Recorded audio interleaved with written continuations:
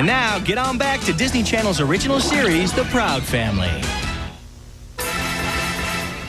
Come one, come all. It's time for Wizard Kelly's Tween Idol PD, y'all.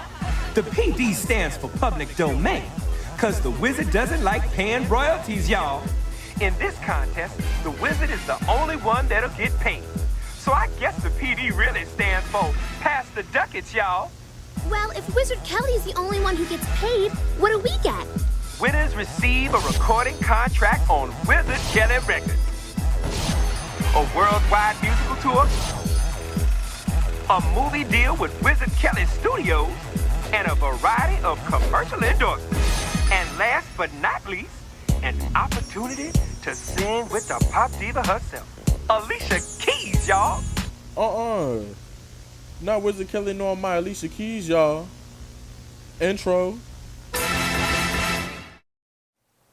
Let's face it, these girls look good. They look good. But that means they can bank on receiving a whole lot of handouts due to winning the genetic lottery. You know, maybe in addition with some slight enhancements or whatever. But I mean, that's pretty much it. That's pretty privileged. Explain.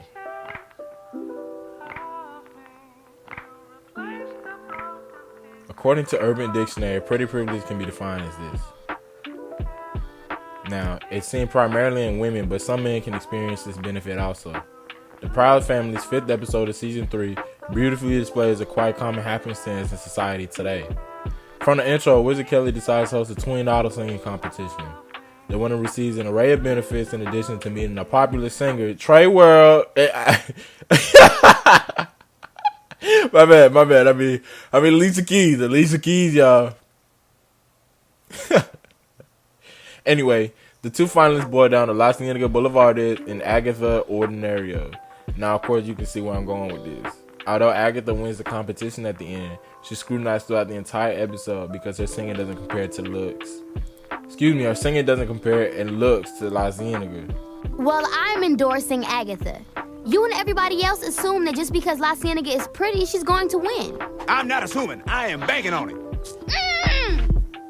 I can't emphasize enough, though, this is a very common happenstance in society today.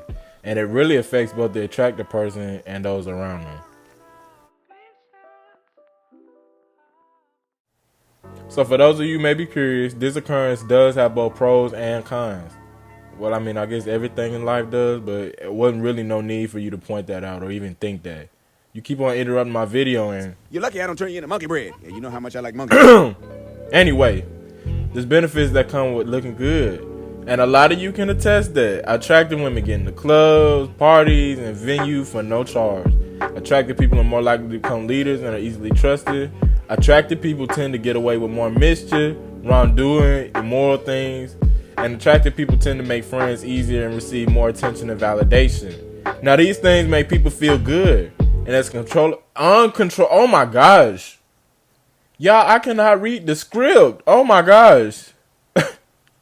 As uncontrollable as this phenomenon is, it's important to note that there's... It's really not funny, but I'm sorry. I know most voiceovers don't go like this, but... Oh my goodness. As uncontrollable as this phenomenon is, it is important to note that there are some negative consequences that stem from this. Now, attractive people usually tend to have more negativity steered at them.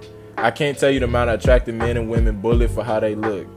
Girls tend to be jealous, and men can get envious too, oftentimes causing them to lash out in hatred. Not saying this is always the case, but a lot of times it happens. Attractive people get stereotyped into one category. Many times the majority feel as if everyone attractive is haughty or arrogant when, that too isn't always the case.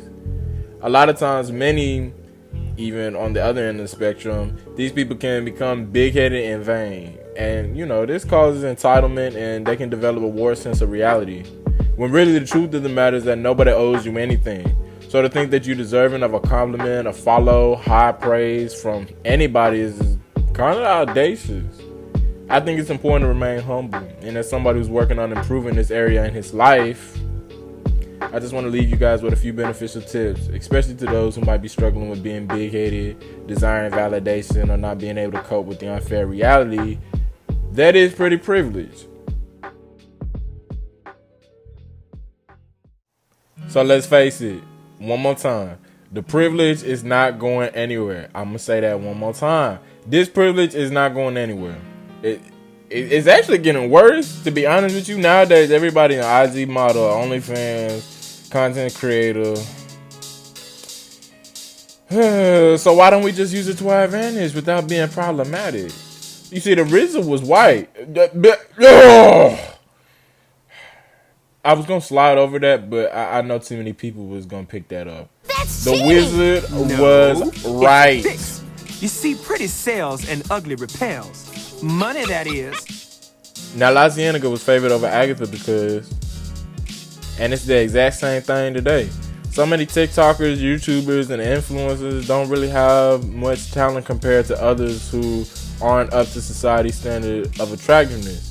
Now, I want to shine a light on those people and remind you of all the beautiful attributes you do have and how to accentuate them using this privilege the correct way.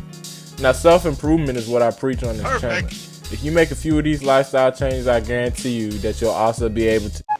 When it's getting good, something else goes wrong. Oh yeah. But the worst thing you can do is just run away from your fears. Just listen to your heart, don't cry. You